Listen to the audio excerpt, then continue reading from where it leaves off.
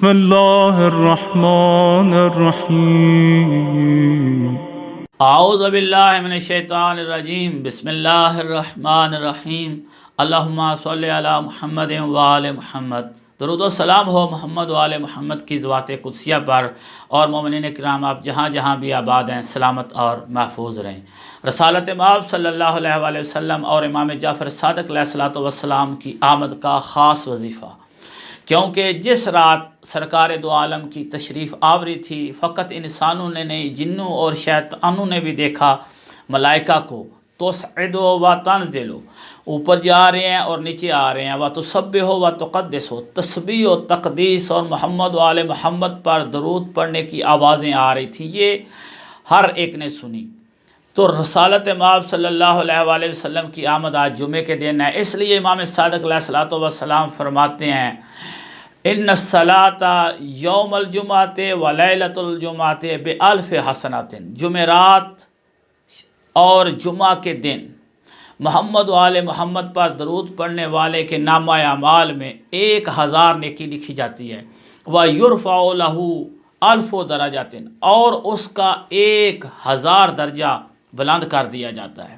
وَإِنَّ الْمُصَلِّ عَلَى مُحَمَّدٍ وَآلِ مُحَمَّدٍ يَظْهَرُ نُورُهُ فِي السَّمَاوَاتِ إِلَىٰ أَن تَقُومَ السَّاعَةُ، اور محمد و آل محمد پر درود پڑھنے والے کا نور آسمانوں میں چمکتا رہتا ہے یہاں تک کہ قیامت قائم ہو جائے۔ جب تک قیامت قائم نہیں ہوتی اس وقت تک آسمانوں میں چاند ستاروں سے بھی زیادہ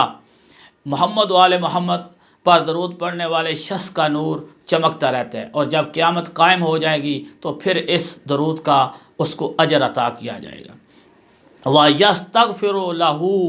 الملک الموکل بقبر النبی صلی اللہ علیہ وآلہ وسلم، اور جو بھی